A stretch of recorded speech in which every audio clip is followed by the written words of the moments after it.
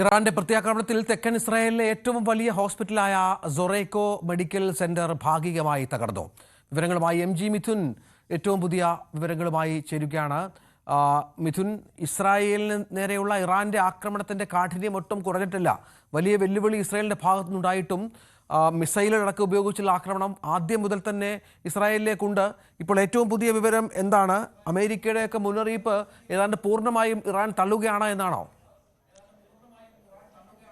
രഞ്ജിത്ത്, ഇന്നലെ രാത്രി മുതൽ ഇറാന്റെ ഒരു പ്രത്യാക്രമണം ഉണ്ടായിരുന്നു. അത് വലിയ രീതിയിൽ കനത്ത നാശനഷ്ടം തന്നെയാണ് ഇസ്രായേൽ ഉണ്ടായിരിക്കുന്നത് എന്നുള്ളത് തന്നെയാണ് നമുക്ക് വ്യക്തമാകുന്നത്. അതിന്റെ ദൃശ്യങ്ങളടക്കം ഇപ്പോൾ പുറത്തു വരുന്നുണ്ട്. അതായത് തെക്കൻ ഇസ്രായേലിലെ ഏറ്റവും വലിയ ഹോസ്പിറ്റലുകളിൽ ഒന്നായിട്ടുള്ള സൊറോക്കോ മെഡിക്കൽ സെന്റർ ഹോസ്പിറ്റൽ ഭാഗികമായി തകർന്നു എന്നുള്ളതാണ് ഇപ്പോൾ ഏറ്റവും ഒടുവിൽ പുറത്തു വരുന്ന വിവരങ്ങൾ അനുസരിച്ച് നമുക്ക് കാണാൻ സാധിക്കുന്ന ദൃശ്യങ്ങളിൽ തന്നെയുണ്ട്. ഇറാന്റെ മിസൈൽ ആക്രമണത്തിലാണ് ഇത്തരത്തിൽ ഹോസ്പിറ്റൽ തകർന്നത്. ഏറ്റവും വലിയ ഹോസ്പിറ്റലുകളിൽ ഒന്നായിട്ടുള്ള സൊറോക്കോ മെഡിക്കൽ സെന്ററിലാണ് ഇത്രയും വലിയൊരു ആക്രമണം ഇറാന്റെ ഭാഗത്തുനിന്നും ഉണ്ടായത്. നേരത്തെ തന്നെ ഇറാൻ വ്യക്തമാക്കിയതായിരുന്നു ഇത്തരത്തിൽ ഇസ്രായേലിന്റെ വ്യോമ പ്രതിരോധ സംവിധാനങ്ങളൊക്കെ തകർത്തു മുന്നേറാൻ തങ്ങളുടെ സൈന്യത്തിന് സാധിക്കുന്നു, ഒപ്പം തന്നെ തങ്ങളുടെ മിസൈലുകൾക്ക് സാധിക്കുന്നു എന്നുള്ള രീതിയിലുള്ളൊരു അവകാശവാദം ഇറാൻ നേരത്തെ തന്നെ മുന്നോട്ട് വെച്ചിരുന്നു. അതിലൊരു കൂടുതൽ വ്യക്തത വരുന്ന തരത്തിലുള്ള ദൃശ്യങ്ങളാണ് ഇപ്പോൾ വ്യക്തമായിരിക്കുന്നത്, അല്ലെങ്കിൽ പുറത്തു വരികയും ചെയ്തിരിക്കുന്നത്. നമുക്കതിൽ കാണുകയും ചെയ്യാം. അതായത് ഈ ഹോസ്പിറ്റലിന്റെ പ്രധാന കവാടത്തിന് മുന്നിലാണ് ആദ്യത്തെ മിസൈൽ പതിക്കുന്നത്. പിന്നീട് അത് ഹോസ്പിറ്റലിലേക്ക് വ്യാപിക്കുന്നു. ഇന്ന് പുലർച്ചയോടുകൂടിയാണ് ഇത്തരത്തിലൊരു ആക്രമണം ഉണ്ടാകുന്നത്. നിരവധി പേർ ഹോസ്പിറ്റലിൽ ഉണ്ടായിരുന്ന വേളയിലാണ് ഈ ഒരു ആക്രമണം ഇറാന്റെ ഭാഗത്തുനിന്നും ഉണ്ടാകിയത്. നിലവിൽ കൂടുതൽ പേർക്ക് പരിക്കേറ്റതായിട്ടുള്ള വിവരങ്ങൾ മാത്രമാണ് ഇത് സംബന്ധിച്ച് പുറത്തു വരുന്നത്. മറ്റ് സ്ഥിരീകരണമൊന്നും തന്നെ ഇതുമായി ബന്ധപ്പെട്ട് വന്നിട്ടില്ല എന്നുള്ളത് തന്നെയാണ് ഏറ്റവും ശ്രദ്ധേയമായിട്ടുള്ള കാര്യം. എന്തായാലും കൂടുതൽ പേർ, പതിനായിരക്കണക്കിന് ആളുകൾ ഓരോ ദിവസവും വന്നു പോകുന്ന ഒരു ഹോസ്പിറ്റലാണിത്. അത്രയും വലിയ ആളുകളെ വഹിക്കാൻ സാധിക്കുന്ന, അല്ലെങ്കിൽ അത്രത്തോളം ആളുകളെ കിടത്തി ചികിത്സിക്കാൻ സാധിക്കുന്ന തരത്തിലുള്ള വലിയൊരു മെഡിക്കൽ സെന്ററാണ് സൊറോക്ക മെഡിക്കൽ സെന്റർ. അവിടെയാണ് ഇറാന്റെ ഭാഗത്ത് നിന്ന് ഇത്രയും വലിയൊരു ആക്രമണം ഉണ്ടാവുകയും ചെയ്തിരിക്കുന്നത്. അതുകൊണ്ട് തന്നെ സ്വാഭാവികമായി നമ്മൾ നേരത്തെ സൂചിപ്പിച്ചതുപോലെ തന്നെ ഇത്തരത്തിൽ ഈ ഒരു സംഘർഷത്തിലേക്ക് US-ന്റെ ഒരു കടന്നുവരവ് കൂടി ഉണ്ട് എന്നുള്ള തരത്തിലുള്ള റിപ്പോർട്ടുകൾ കൂടി പുറത്തു വന്നിരുന്നു. ഒപ്പം തന്നെ ഈ പശ്ചിമേഷ്യയിലേക്ക് കൂടുതൽ സന്നാഹം US-ന്റെ ഭാഗത്തുനിന്നുണ്ടാകുന്നു, സൈനിക സന്നാഹങ്ങൾ ഉണ്ടാകുന്നു. ഒരു പടക്ക് ആയി US കച്ചകൂട്ടുന്നു എന്ന തരത്തിലുള്ള റിപ്പോർട്ടുകൾ കൂടി പുറത്തു വന്നിരുന്നു. ഒപ്പം തന്നെ മൂന്നാമത്തെ ഇത്തരത്തിൽ വിമാനവാഹിനി കപ്പൽ കൂടി ഈ പശ്ചിമേഷ്യൻ തീരത്തേക്ക് അടുക്കുന്നതായിട്ടുള്ള റിപ്പോർട്ടുകൾ കൂടി വ്യക്തമാക്കുന്ന US കൂടി ഈ ഒരു സംഘർഷത്തിന്റെ ഭാഗമാകുന്നു.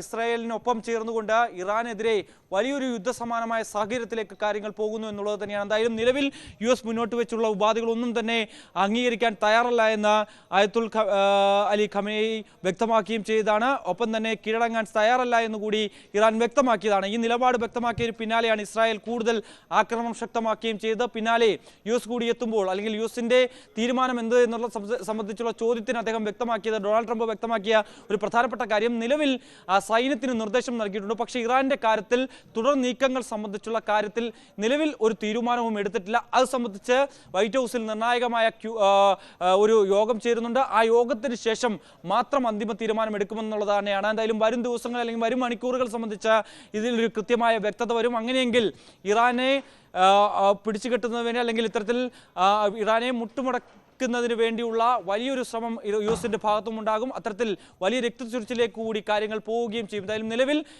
ഇറാന്റെ പ്രത്യാക്രമണം അത് ഇസ്രായേലിനെ സംബന്ധിച്ച് വലിയ ക്ഷീണമാണ് ഉണ്ടാക്കിയിരിക്കുന്നത്, വലിയ നാശനഷ്ടങ്ങളാണ് ഉണ്ടായിരിക്കുന്നത്. ഏറ്റവും വലിയ ഹോസ്പിറ്റലുകളിൽ ഒന്നായിട്ടുള്ള സൊറോക്കോ മെഡിക്കൽ സെന്ററിലാണ് ഏറ്റവും ഒടുവിൽ ഇറാന്റെ മിസൈൽ ആക്രമണം ഉണ്ടായിരിക്കുന്നത്.